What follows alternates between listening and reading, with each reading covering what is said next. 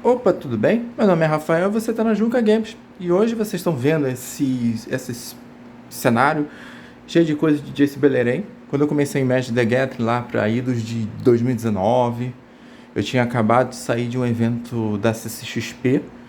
Tinha feito cosplay, inclusive. E quando eu voltei de São Paulo, eu comecei a procurar jogos e board games e descobri Magic the Gathering.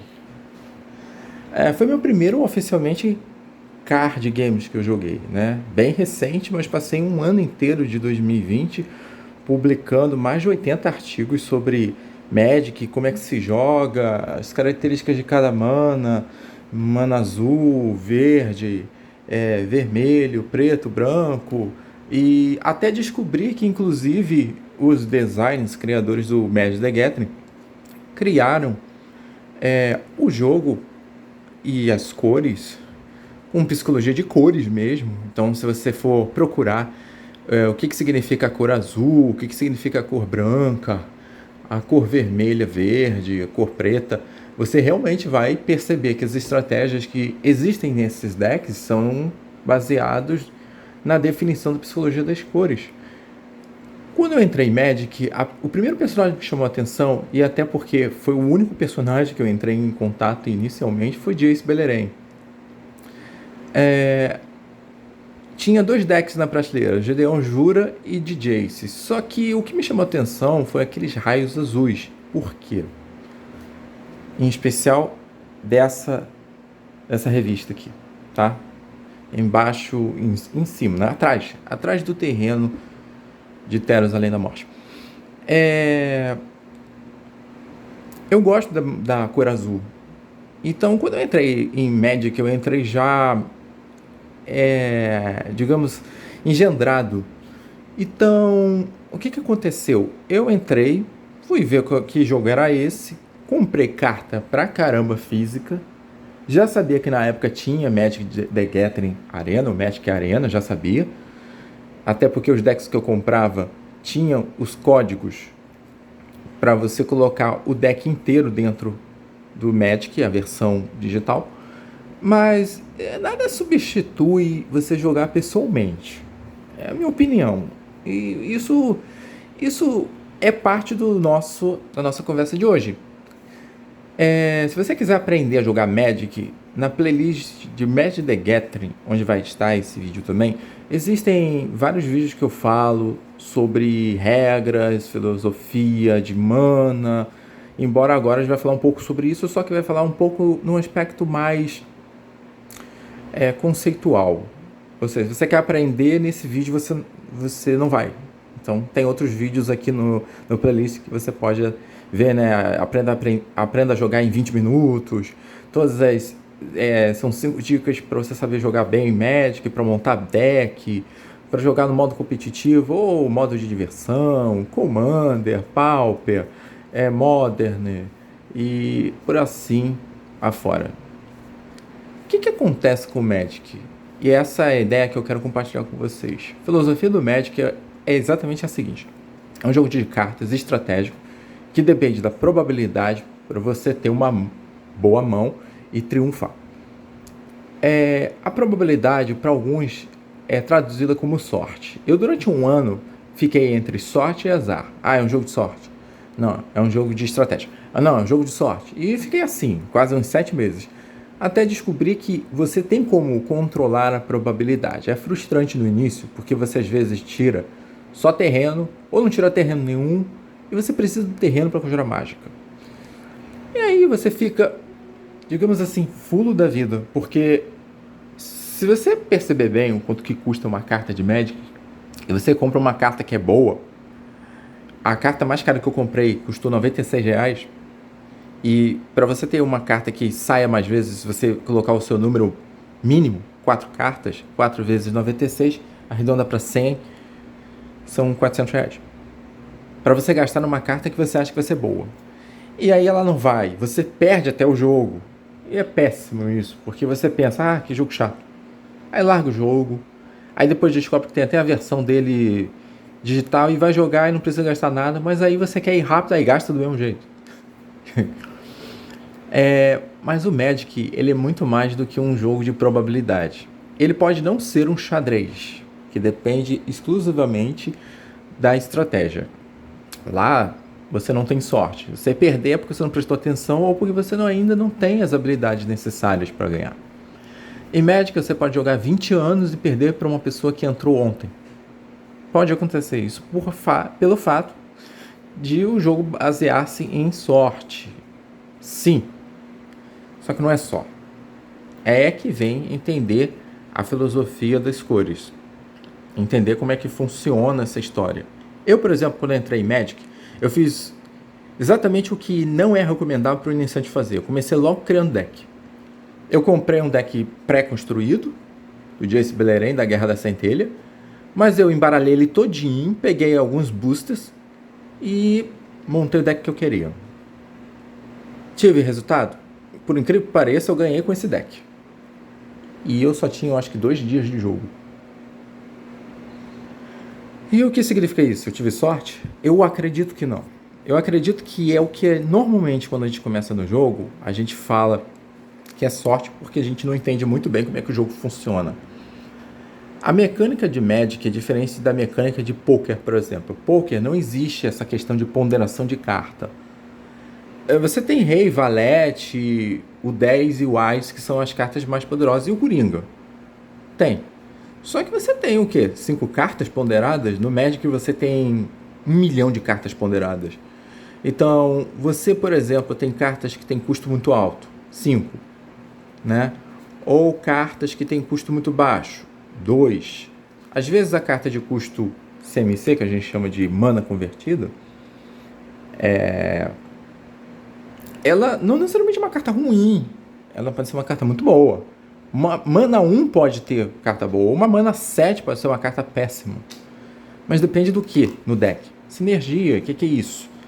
É como é que as cartas trabalham em equipe dentro da sua estratégia. Eu escolhi a mana azul e fiquei nela. Eu não perdi tempo em outras manas, eu experimentei. Mas se você começa Magic, é o que eu falo em todos os meus vídeos de Magic the Gathering, pega a mana verde. Ela é fácil de vencer qualquer um, mesmo com probabilidade indo a favor do seu inimigo ou contra você. A mana verde, por exemplo, você tem criaturas monstruosas com custo de mana 2. Se você fizer comparativo com a mana azul, criaturas tão poderosas quanto é custo de mana 7. Na mana azul é o nível hard, nível difícil do jogo. Quer jogar Magic Gathering? Vou provocar. Joga de mana azul. Se você jogar de qualquer outra mana, não. Aí eu tenho que falar, aí é fácil. Por quê? Qualquer outra mana tirando a mana azul é mana que tem ataque direto. A mana azul, ataque direto dela depende de monstro. E monstros delas custam muito alto. Então praticamente só coloca monstro em mana azul, bom, grande, no turno 10 para cima. Até lá um azul, um vermelho, uma mana preta já te matou, porque no 4º turno ela já tem um exército e você não tem nada. A mana azul, por exemplo, ela por psicologia das cores, a cor azul, ela está atrelada a 2 coisas que a mana azul possui: inteligência e estratégia. Por que inteligência e estratégia? Você não tem um exército à sua disposição. E quando você tem esse exército, ele custa muito. Parafraseando as histórias em quadrinhos do Doutor Estranho, a magia sempre tem um preço. E tem um preço altíssimo, ainda mais quando você joga com mana azul. Qual é o problema da mana azul? O problema dela é que se você inicialmente pegar Magic the Gathering, você vai apanhar muito. Porque a mana azul, ela depende de atacar através da sua própria defesa. Olha que complicado. Você não pode atacar diretamente porque, como eu disse, as criaturas estão à sua mercê. Mas ao mesmo tempo, se você já jogou Magic e tem um pouco de noção, mas se não tem, vai ter uma noçãozinha agora. Toda carta, toda mana, toda cor, ela possui tribos. Essas tribos são criaturas, tipos de criaturas. No azul você tem as criaturas aquáticas e as criaturas aéreas. Então você tem tritão, você tem dragão, você tem pássaro, você tem coruja. você tem Kraken, você tem polvo, você tem monstros do mar e monstros dos ares. E aí você deve se perguntar, mas você disse que as criaturas do azul só chegam para mais tarde. As criaturas grandes chegam. Se você pegar no verde, as criaturas enormes que você tem no azul e demora anos para chegar, se não sai na sua mão, você não pode porque não tem mana para conjurar, ela sai logo de cara. Essa é a ideia do verde. A ideia do verde é ser força, né? É presença. O azul não, o azul é estratégia, é stealth. Eu não quero encarar você de frente. Eu vou tentar te atacar. E da melhor forma possível, o azul ele consegue fazer uma coisa que todo mundo odeia. Anula magia pra caramba. Mas o deck do azul, ele não é formado só com isso.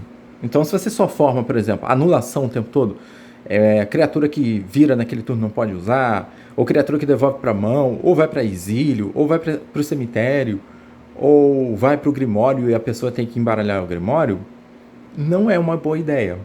Eu já fiz decks extremos, onde eu só colocava criatura, onde eu só colocava magia, feitiço, encantamento, artefato, e não é assim que funciona, tá? O jogo ele precisa ter um pouco de tudo, mas ao mesmo tempo respeitando as regras que você, por exemplo, tem no Standard Modern. No Standard Modern, por exemplo, você tem regras de 60 cartas ao mínimo. Se você colocar mais do que isso, está errado? Não. Mas você vai ter menos chances de tirar, por exemplo, a carta que você quer. Se você coloca, por exemplo, 200 cartas num deck, qual é a chance de você tirar 4 cartas? 4 sobre 200. Faz as contas, para você ver quanto tempo você vai conseguir tirar isso aí. Mas se você tem 4 sobre 60, você ainda tem uma probabilidade grande, mas você vai tirar essa carta. Você não pode colocar menos de 60 cartas nesse tipo de modo. No modo draft, você já pode colocar 40 cartas no mínimo. Mas não é bem assim que funciona também, porque lá tem a dificuldade dela, não é proporcional. Se você coloca 40 cartas no mínimo e você acha que você vai tirar as melhores cartas, você tem que lembrar que seu adversário pode tirar a carta dele com mais facilidade se ele já tirava com 60 cartas. Então imagina com 40 cartas. Ele com certeza vai te vencer, mesmo você pensando que não. E qual é a minha recomendação? É só uma recomendação. É minha opinião, pelo tempo que eu joguei tanto Magic Arena como Magic físico. Pega uma mana. Uma só. Experimenta um pouco das outras, mas escolhe uma para ser sua para o resto da vida dentro do Magic. Por que eu estou falando isso? Magic ele é complexo, embora as pessoas possam pensar que não. É só pegar aqui as regras de saber qual é o tamanho do formato, de saber como é que funcionam as regras da mana. Não é bem assim que funciona.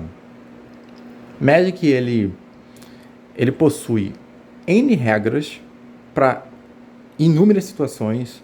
É regra de pilha, é regra de campo de batalha, é regra do que está na sua mão, é regra do que está no Grimório, é regra para exílio, é regra para cemitério.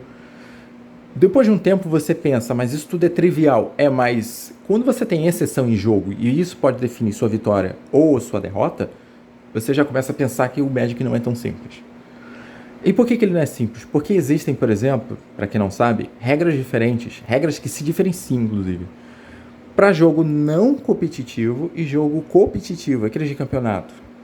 Eu não estou dizendo de competição de loja, de campeonato. As regras, as mesmas regras que você joga na loja, avulsamente, ou mesmo em torneio de loja, é diferente das regras que tem em campeonato. A interpretação é diferente. Então, o que fez você vencer na loja pode ser a que fará você não vencer no campeonato.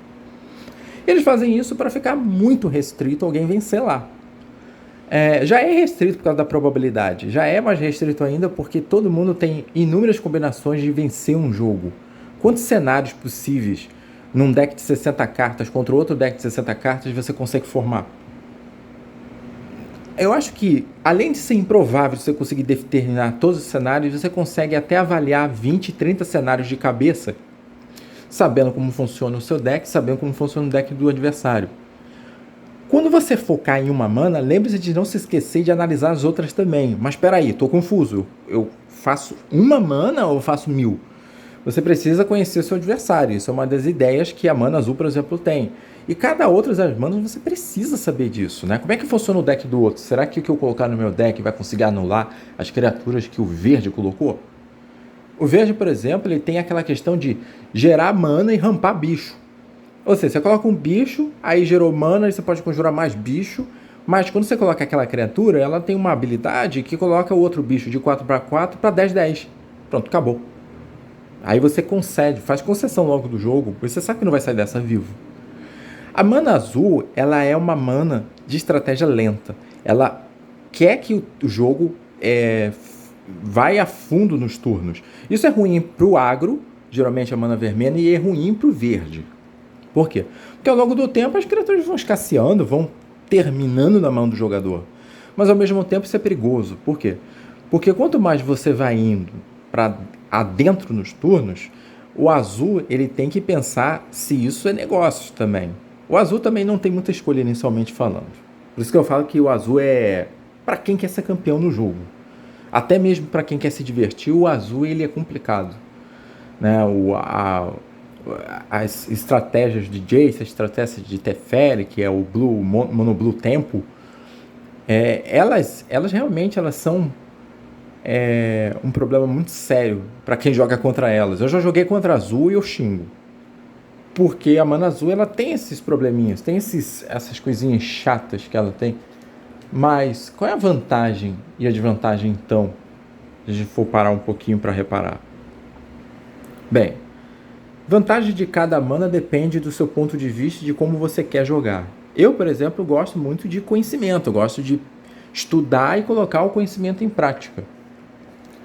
Se você gosta de sair já lá no bufete logo, quer bater, não quer pensar em muita coisa, é mana verde e é mana vermelha. Se você quer pensar naquela questão de estratégia meio parecida com o do azul, mas com o poder de gana do verde, do vermelho, é a mana preta. Agora, se você quer um exército, plenamente um exército, e quer jogar de mago, é a mana branca.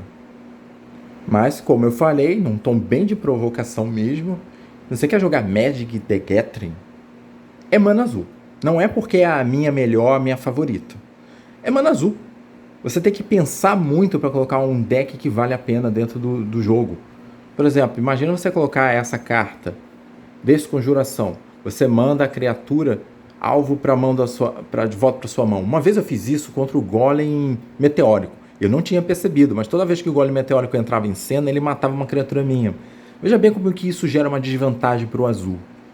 Não adianta você mandar uma carta de volta para a mão da pessoa se há uma habilidade de que quando a carta voltar, ela mata uma criatura sua.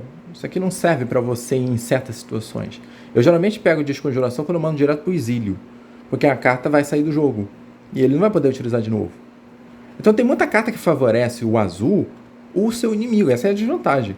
Eu vou colocar 20 cartas do Grimório do meu inimigo no cemitério. Aí ele levaria 20 cartas para tirar a carta que daria vitória para ele, mas você fez isso para ele. Pronto, acabou. Ele venceu. Olha a desvantagem que o azul tem. Mas qual é a vantagem que o azul tem? O azul ele tem muita carta que você vê a próxima carta do Grimório. A regra do Magic é o seguinte, você não pode escolher voluntariamente a carta que você quer. Vou pegar essa aqui. Não, essa aqui não tá boa, vou colocar aqui. Você não pode fazer isso. Você tem uma carta que tem vidência, scry, ou vigiar. Quando você tem uma carta assim, vigiar 1, você pode ver assim, ver a carta. Você pode fazer 3 coisas com essa carta. Deixar ela em cima do Grimório, colocar ela no fundo do Grimório ou colocar ela no cemitério. É isso que você pode fazer quando você faz isso. A regra está escrita dessa na carta? Não.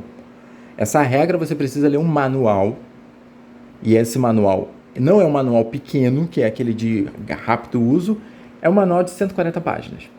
É aí que você vê a diferença, que certas habilidades talvez você esteja perdendo chances e vantagens quando você lida o Magic. Então, se você está começando com o Magic, veja que esse jogo é um dos melhores de estratégia que eu já vi. Eu também sou suspeito por falar isso, porque é o único card games que eu jogo, mas já joguei um pouco de Gwent, que é aquele do Witcher. Já joguei do Senhor dos Anéis, e eu joguei poker um pouco no passado, mas tão pouco que pode-se dizer que Magic é o jogo que predomina em card games de todos esses que eu citei. Qual é a ideia de pegar uma mana? Bem, como tudo na vida, se você não foca em alguma coisa, você nunca é bom nela. Você é um generalista que sabe um pouco de tudo, mas não consegue funcionar tudo. Você pode pensar, mas eu venço. Não, talvez você pense nisso. Mas quando você vê, pega a mana azul, pega a mana verde, pega a mana vermelha, pega a mana preta, mana branca. Para cada situação pode parecer inteligente, né? Estou pegando cada mana para resolver cada situação que exige a estratégia de cada uma dessas cores. Esse é o problema. Cada uma dessas cores possui N e inúmeras complexidades. Quando eu faço N e inúmeras complexidades, tem coisa que, quando você joga muito a mana azul, você vê que ela é um problema em certas situações. Que outras manas seriam melhores. Aí você pensa, então vou pegar uma outra mana para resolver essa situação. Não é bem uma ideia boa ao longo prazo. Porque quando você domina a mana, você domina, inclusive, as fraquezas que ela tem. E as supera. Uma aula aqui. Já ouviu falar em método de SWOT? Você fala sobre